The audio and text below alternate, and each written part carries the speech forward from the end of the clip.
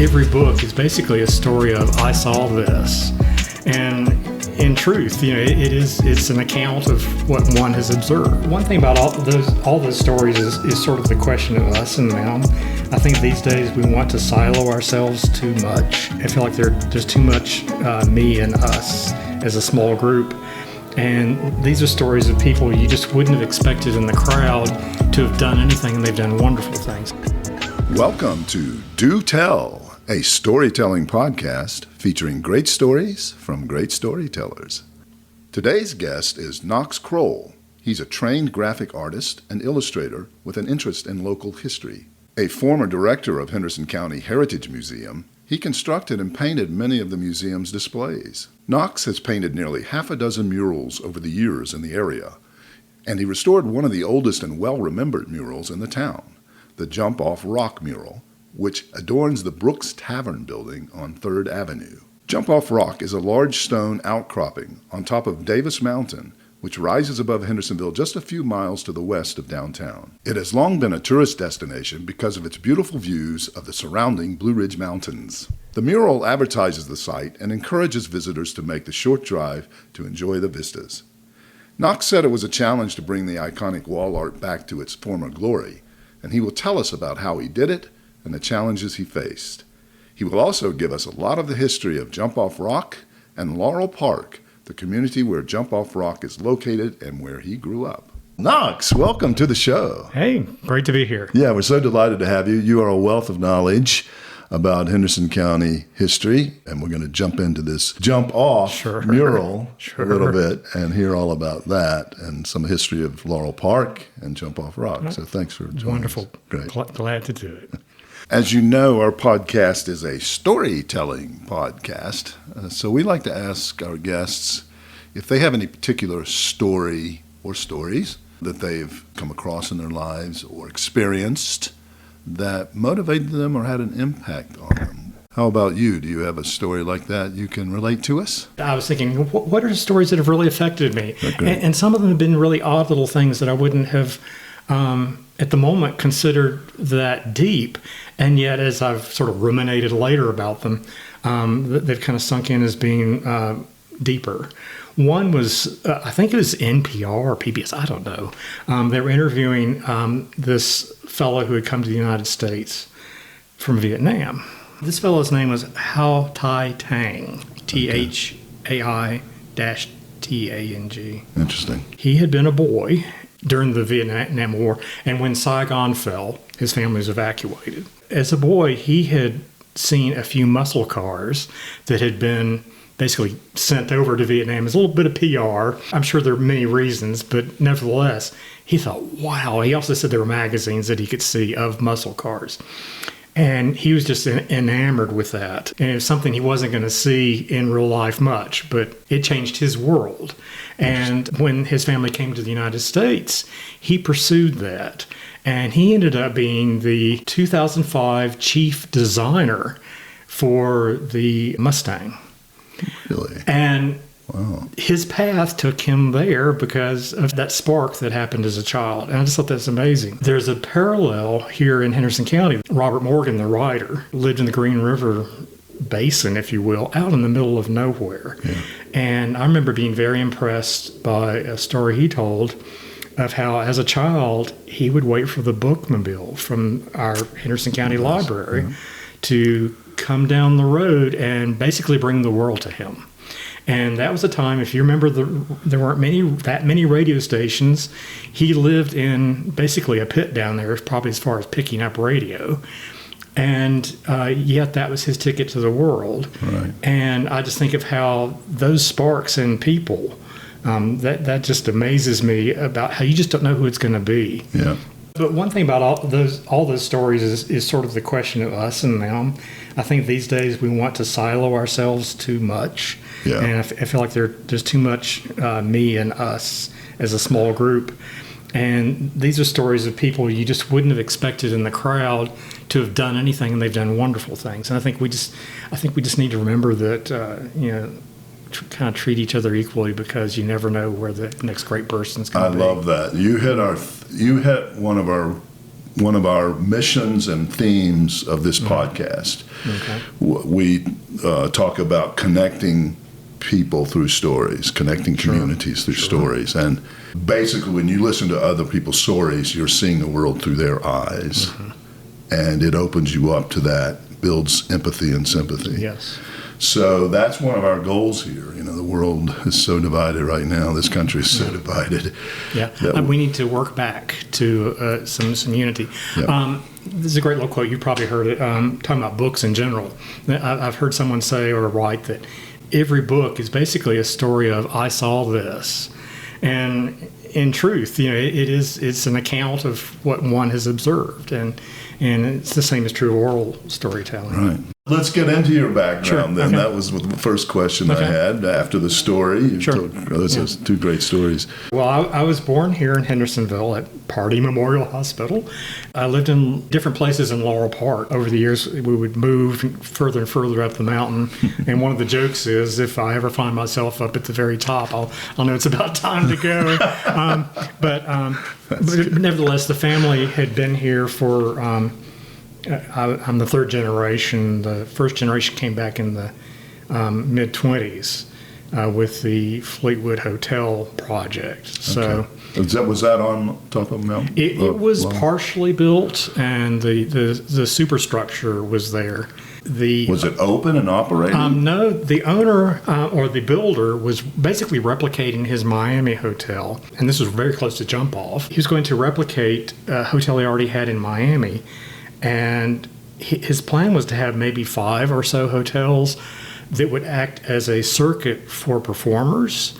He had radio towers on the top of the place, dance hall, and he would have big bands, humorous, other entertainers that could then come around and do radio programs or live performances. And so this was his second hotel. There was a hurricane in Florida that just nearly destroyed his hotel down there. And his fortunes basically went down the drain then. And so the hotel sat sort of in stasis for a while, and then the Depression came shortly thereafter. So Hendersonville experienced the Depression a little bit ahead of the wave. Normally we lag behind whatever's happening in the economy, but in this particular instance, we seem to be a little bit ahead of the wave because of that. Right. And there had been wild speculation about properties in the area, and had the hotel remained, in fact, there's speculation that had it remained standing a few years longer, that probably someone would have come in and continued with it.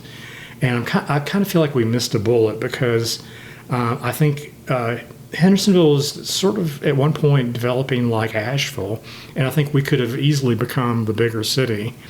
And I also enjoy living in Laurel Park, but I would have been out of my reach had it been a success because it would have been the land of the Van Dasters pretty much. And so I'm glad I can enjoy it. I'm glad those of us who are semi-middle class can. Yeah, and it stayed pretty rural up there, Yes. considering how popular it is. And that may be because of some of the zoning regulations. I'm sure There's it's probably partial. that as well. Yeah. But that I think it would have taken a different path with a different outcome. Yeah. Yeah. So your family moved here from Miami? They knew? No. That was just the builder of the hotel. Okay, got it. And my grandfather came from Piedmont, North Carolina. Okay. But one thing he said about Hendersonville, and I just love this, he said that, and he had traveled a little bit, but he said Hendersonville was the biggest little town he'd ever been in. And I think that remains true. That's a good point. The variety here is phenomenal. The biggest little city you've been in. Yeah. I think that's a nickname of Biggest Reno. little town? Isn't Oh, it? really? I don't know. I think Reno, Nevada's nickname really? is that. Something. Like we were the city of Four Seasons. Yes. I think we should change it. Let's get it. Let's put a motion through. It starts here. Start our program. I don't know the tourism people would be all that happy. I think City of Four Seasons. I think they pondered what they had. That City of Four Seasons, I've always loved it. Yeah, and that it used to be true, you know. Yeah. Well, we've got a little climate upheaval now, but when I was growing up, you could almost set your clock by it. Yes. Well, and Hendersonville owes a lot to that moniker, frankly. The fact that people come here for the summer from much hotter places when air Right. conditioning did not exist. Good point. And they would take the train up here and be here for the whole summer because it's sweltering back home. Right, right. So that brought in a lot of money and wealth and some influential people to help develop the whole area. Well, now let's get back to your background. And specifically, I want to know, how did you become an artist? As a kid, I just happened to like it, and I found that I could do it, and it was just a source of joy. Yeah. My mother had a drawing that I thought was kind of funny. She kept it because she said I had a dancer, and the gal she said I had started with the foot and basically built her like a tower, working up the body as I went. I didn't drawing. I didn't have a quick sketch of the whole figure. You're using pencil? A pencil at the time, right. yeah. So, and I appreciate my mom because she, when I was a fairly young age, she got me in touch with a French woman whose name I've completely forgotten, who gave me art lessons and privately in her home. And then later, when I got to high school, there was Ellen Hobbs, who was the art teacher there. So I went through Art 1, 2, and 3. By the time you got to Art 3, it's just a few of you in the room. Right. But nevertheless, at that point, I'd already decided what I wanted to do, and that I was never going to be rich. So. Yeah, that's interesting. Whatever. Right. You came to Hendersonville. You were born here. Born here, moved away for 22 years and returned. Yeah, exactly. So. And the return was my wife got a job here and said, "How would you like to move back to your hometown?" And I was like, yeah. So, but I always loved it up here, but Right. I wasn't sure Where were you when this happened? Winston-Salem area at that Okay. point. But I wasn't sure what reentry would be like. And were you doing some sort of commercial art work? Yes, I was down there, but that had, with the economy at that moment, had sort of collapsed. And also, Winston-Salem tended to be a one-business town with R.J. Reynolds. Right. And I had survived 2 rounds of huge layoffs. And one time I was able to come back in a side door and resume. But the second time I was out. They just Were you working for them? for 10 years, yeah. And you did yeah. commercial art, advertising kind of things? It wasn't advertising. It was basically drawing their in-store merchandisers. Okay. They would get customized. If you had Safeway or Kroger, they Right. might want a different looking unit. Yeah. Dull, but hey, it's money. Well, that's So, right. And there's creativity there. Yeah, You've got you're using your creative processes. Yeah, I got to work on the Mac early on. Working on a computer. One of the very first ones. Yes, fairly early. And one of the first things I did was I sank the entire corporate email system when they asked me to send out a mailing to all the sales people of something, and I attached something, and apparently that just added up. They're on their server. And, technology has changed a lot since then, but it brought the whole thing down. I was like, fortunately, everybody's forgiving, but I didn't know it would be that easy. But so I started working with the computer there. And doing graphic work on the computer, or Yes, early on I was like you were working with a regular mouse on a string, which I called soap on a rope, and later on, wonderfully, the digitizing tablets, which I use even now, and it's a wonderful tool. Yeah. So a lot of my work from there on. When I came up here, I did a couple of different jobs, but I ended up for 7 years with a group in Arden who was doing children's educational materials. Okay. And that was a lot of fun because it was youngsters I was working for, and I was trying to make what could be potentially dry content more interesting. And I would have help from the writers. Obviously, it was their work I was trying to make shine a little bit. Right. But I tried to add a little bit of fun when I could. And I also tried to aim for 2 levels. I tried to aim to entertain the children when I could. Right. And entertain the teacher.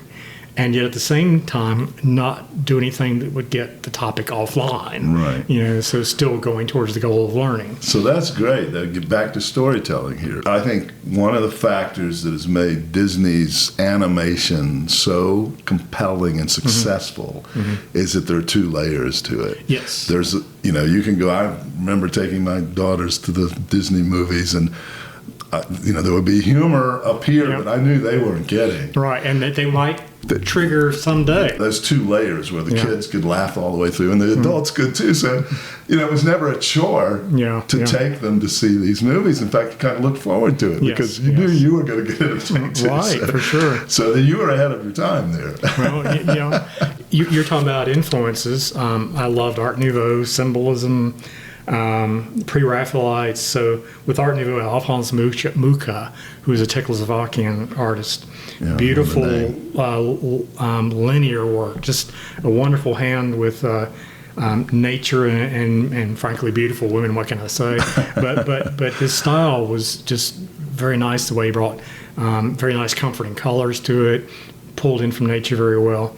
Another artist I really like was more recent, and he's a filmmaker, Hayao Miyazaki. Oh yeah, who did I know the name. Totoro and Howl's Moving Castle. Spirited Away. And one thing I love about him, he's kind of considered to be the Japanese Disney in many ways. But what I love about him is he brings sometimes a sense of a childhood wonderment to things. Especially on Totoro, when the initial opening is playing and the credits at the end, he's got insects that at first you would say, that's creepy, a creepy crawly. And you think, but no, it's fascinating. And what I love is he pulls you into his way of observing as a child that, yes, it may look creepy to us, but it is its own little wonderful thing. And so I just love that sense of wonderment that he's able to bring. A third artist who I really admire, Roger Dean, who did some of the Yes album covers. Very fantastical. But I just loved his pulling in of a sort of a sci-fi. I remember those covers. Unreality. But he brought it into, it just seemed so possible. It seemed believable. And I just love escapism. Okay, well, let's talk about the murals you've done in this area, and especially the Jump Off Rock mural restoration. I know that wasn't your original artwork, but you did a beautiful job on restoring it. Tell us about that. Murals in the area, so I did restore the Jump Off Rock mural, and I did not seek that out in any way. They actually came to me saying, we've got this mural and it's awful and what can we do? The challenge there was not to be creative and to stifle creativity 100%. My goal there was to make it look just like it would have if it was fresh. And there's a character on the rock you can see. I jokingly called him Walter Westinghouse because just a little stiff, little nerdy fella. And I so wanted to not have him there, have somebody else more relaxed. But no, that's what was there. It was of the time. It looks like the time. And to have changed it would have been a disaster. So the only thing we did on that mural was we did paint out mention of the gift shop. And that was so that a fresh mural advertising a gift shop might actually have people going there, and that would be bad. We have a lot of mad tourists who would be very disappointed to not find any trace of something, for that matter, even visible anymore. So, and we just left it plain. We thought we could put something else in there, but why? So in that sense, the design of the thing is a wee bit off for having a blank area, but nevertheless, there is some speculation that it may have been around 1925 that it was originally done, but that's just a guess. There was a tremendous amount of promotion happening during that time period, and that's why we suspect it might have been then, but there's really no, it's just lost. And something could still come up in a newspaper or something, but we found nothing with looking. I want to call it the Brooks Building. That's what I have said. Yeah. That's I think that was owned at one point, but it was built, I think, in the late 1800s. But Clifton Shipman owned it at one point, and so he's had probably a couple of businesses in there. There was also some apartments on the upper level. Even today. I believe even today. And actually, when I was working on the mural, I would come in the late evenings when the sun was going down a little bit, so I wasn't baking. And I got to meet one of the fellows who lived immediately behind the wall. So that's kind of interesting fellow to get to know. Yeah. So he's out walking his dog every evening. So the view we're looking at, when you're looking at it, is obviously just down from the rock looking towards the skyline. And the way the rock area is formed, there's an easy way to take a picture of the rock. And for that reason, since it's sort of a little bit out on a promontory, because of that, there are not many angles you can shoot it from or shoot pictures of it. So a lot of the images of the rock tend to be from where you can stand most readily. And it works. It's a nice view. And so it is essentially that angle. And there, for many, many years, there was no fence. Then there was a simple one put up, and more recently, one with a little bit more ornate, with the added plus that it has different mountain profiles on the fence with a name and altitude, I believe, added. So that's a nice touch. It identifies the mountains you're looking at on the horizon. And in truth, even though I grew up here, I could look at many mountains around here and not have any idea what mountain that is. I mean, I kind of know it in my head, the terrain, roughly, but I couldn't give you a name. I'm the same, and I've studied the maps many times because I want to know, and then I'll go and I'll look. Well, Mount Pisgah, that's pretty easy. But be careful, don't look at too old a map because you may see different names. Occasionally things get renamed. Interesting. And even in Laurel Park, it's been called Jump Off Mountain, Davis Mountain. It's hard to nail some of these things down, and even that is perhaps malleable. And Laurel Park Lake, which is Rhododendron Lake, is another good example. Everybody going to Laurel Park to go to the beach that they had at one point, that's just shorthand for saying we're going to the lake at Laurel Park, and therefore it became Laurel Park Lake. So it was not called Laurel Park Lake. Not technically, even though in usage that's what it became. Right. So things can morph that way. Yeah. And that's where I learned to swim. Okay. They threw me off the dock in the cold water. I bobbed around there, and my parents actually met there. My mother was in the water, and someone had pulled her ankle and pulled her under a wee bit, and my dad jumped in to help her because just being nice. So anyway, so that's kind of how they met. That's and, a great story. And she was an out-of-towner, and he was a local. So. All right. Very good. So let's get into the history of Jump Off Rock. Sure, okay. Why is it called Jump Off Rock? I even worked on the signage up there explaining the so-called myth of the maiden and Jump Off Rock. But I kind of beg to differ with some people in that I don't believe it ever really happened. I believe that it's probably thought up around a table with cocktails by some developers, and as happens, maidens jumping off rocks. It's a romantic story, and it's wonderful. So you have a promontory with a good fall by it. Hey, we've got a story, and I really think that's what happened. Do you know the story? Can you tell us? Yeah, the story itself, as told, is that there's a Native American maiden whose lover, her brave, had gone off to battle. And that was a place where they would go and enjoy each other. And when he didn't return from battle, she would go up there and basically mourn and hope and mourn and hope. And then finally she just gave up any hopes and threw herself over the edge. The story has also been added that some hunters later found her body there. Now, I've heard that there's ghosts as well of this maiden and her brave. I have heard that, but nothing in depth. I did want to say one more thing about Jump Off that I think is interesting.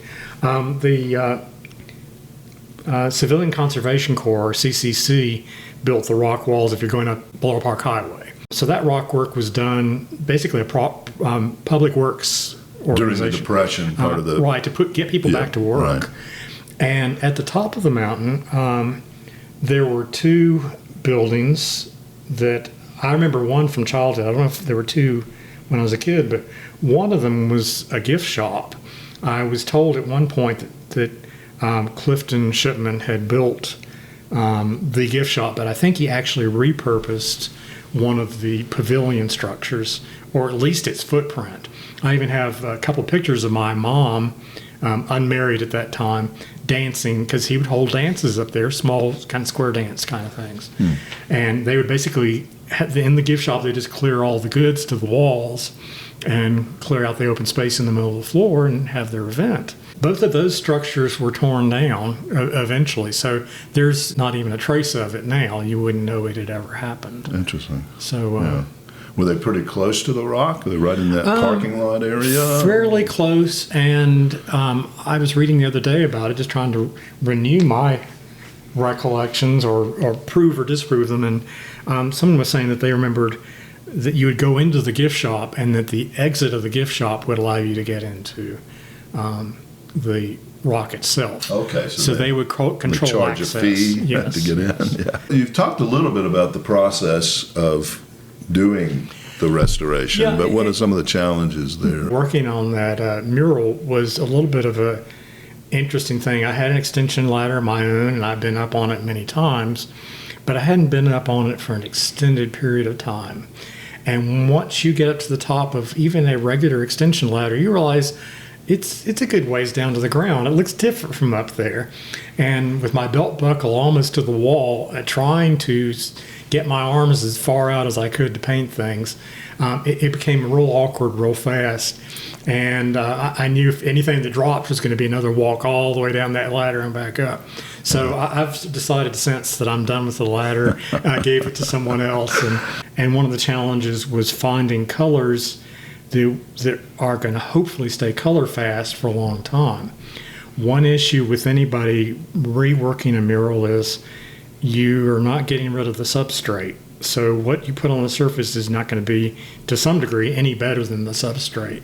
That wall and several other walls I see around town, water gets in behind them and you can see things kind of bubbling from behind and failing from behind, and there's simply nothing you can do about it except suggest the owner do roof work, and that's probably not going to happen. Were you able to match the original colors pretty well? Yes, I was able to buy a large quantity and mix a custom color for large space. Fortunately for me, there was not a whole lot of mixing on the fly. So once I got a color, I was good for the most part. Had it been more detailed, more color changes or painterly effect, that would have made it a lot more difficult. Right. And even now you can see where it's beginning to fail in some spots. But that's just par for the course. Yeah, well, the elements are going to get to it. Yeah, but hopefully the colors will last longer than the original, I'm hoping. Yeah. My goal then, and the way I feel about it now, is that I'm hoping that 50 years from now, someone will still have a pretty good idea of what it looks like. Right. Well, it looks wonderful now. You did a great job on it, so I'm sure that'll be the case, and we certainly hope it will be the case. But let's turn now to a little bit of the history of where Jump Off Rock is, and that's the community, the town of Laurel Park. It has a really interesting history, and back in the day, it was a real destination and brought in some top talent, big-name musical talent, including Ella Fitzgerald and Cab Calloway and Tommy Dorsey, among others. What can you tell us about the history of Laurel Park?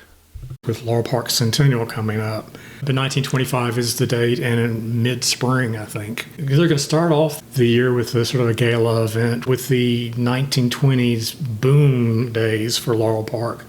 They're going to have a little bit of a theme there. Laurel Park was kind of developed in two different waves, if you will. Lower Laurel Park area was done by one developer who was quite the entrepreneur. His house still is there near Rhododendron Lake, and his name was W.A. Smith.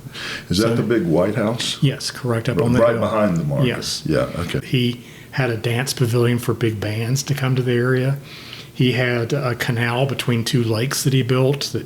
The lakes were good planning on the same level, and you could boat between the two lakes. As an entrepreneur, he wanted to keep an eye on things, and he was very close to everything happening. The pavilion would have been right down from his house where they would have the dances, and the pavilion itself was made in such a way that it had minor boat docking below it.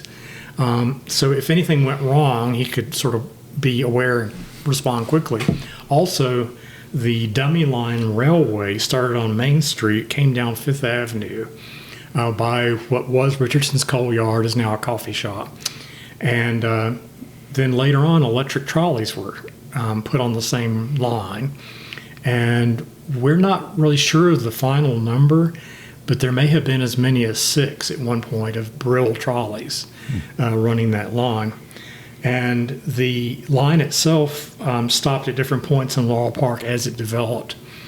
First, it stopped in the Rainbow Lake area, where there was a small resort building. And earlier, the county fair had been there for a number of years. There had been a baseball diamond, some other things. But anyway, that eventually pushed on around to where Crystal Spring is, and there was an incline railway. Some call it the Swiss Railway, but you would not have been able to pay me to get on this thing because it's basically ratcheted up the hill by cable. And if anything let go, it would simply, I don't want to think about it. But anyway, an interesting little thing, because that would go up to an observation tower that he had built. I'm trying to get in my mind where that trolley would have gone, or not, what did you call it, an incline railway?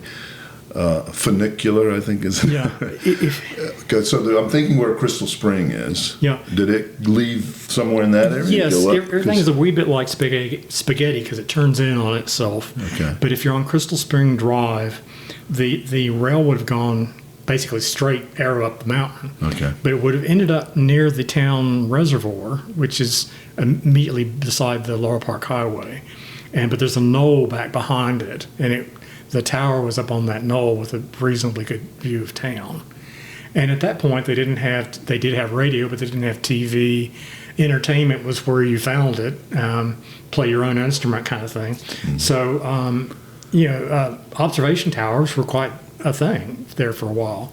If you're ever near Crystal Spring, you'll see there's a house below the road, but below the loop of the road that has a little bit of a pond. Right, yeah. At one point, the rail ran through that yard, and the stop for the incline rail would have been there.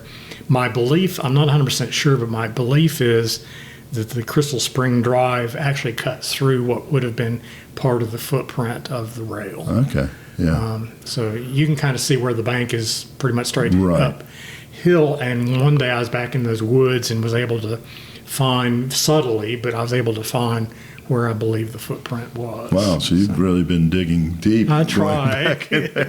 That's pretty thick now in there. Yes, it is. It's not easy to get into. Yeah, rhododendron thicket. They used to call them rhododendron hells, incidentally. I don't know why, but I can understand fully. Yeah, right. Do you know the course of that canal? It's a little strange because there was a road and the canal at one point. Okay. So I'm not really certain exactly what was road and what was canal. But the canal ran through that pocket park you were talking about, right? Essentially that's essentially the footprint of it. Part of it. Yes. Yeah. And it ran between the two, and it failed during the 1916 flood, which hit the area very badly. So that canal was built before I was thinking it was in the 20s, but 1916, as far as I know, was the end of its use as a canal. Rainbow Lake existed first and had its own boathouse pavilion entertainment. Okay. That burned in an unfortunate incident. It was not an insurance fire. His kids got in there. But anyway, that burned, and the second one that was built out on Rhododendron Lake was almost an exact copy. It was very, very similar. So it in essence happened twice. Yeah, Rainbow Lake seems so much smaller than what I remember Laurel Park Lake. Yes. I mean, Laurel Park Lake was a good-sized lake. I mean, yeah. But Rainbow, is it pretty much what it was like now? Is it bigger? It would have looked bigger because it has not been fully filled back to where it was. Got it. There was a drowning sometime back in my childhood. Yeah. And with that, it was drained almost to nothing. Right. I can understand the reaction. As a kid, further up the mountain, my grandparents had developed some land around Sabine Circle. And there are two lakes, there's Whisper and Echo Lake. Oh, right. Yeah. And I used to fish up there occasionally, and they had bass, bluegill, and one catfish. One cat. And I caught it, and I regretted that because I preferred having the live catfish in the lake than my having supper. There used to be a cottage by the side of the upper lake, Echo Lake, and there's a little knoll there where it used to be. But my grandparents bought the property, and since they had that farm cottage or whatever it was, they would come up there from further down the same mountain and go up there and have supper or consider that their getaway place, even though it was all of a mile away. But anyway, they were there seated eating supper one evening, and it had screen doors. It was essentially a box shape, not much. It was pretty simple. But it had screen doors on two sides of the structure. And while they're seated around the table, one evening, this orb of static, basically St. Elmo's fire, I think, came into the room where they were seated eating. They were all stunned and silent while this thing moved through the room, went out the other screen door and on its way. And, they're like, whoa, what just happened? Wow. So anyway, but this is, again, maybe theory, but a lot of the Laurel Park mountain itself is granite with quartz veins.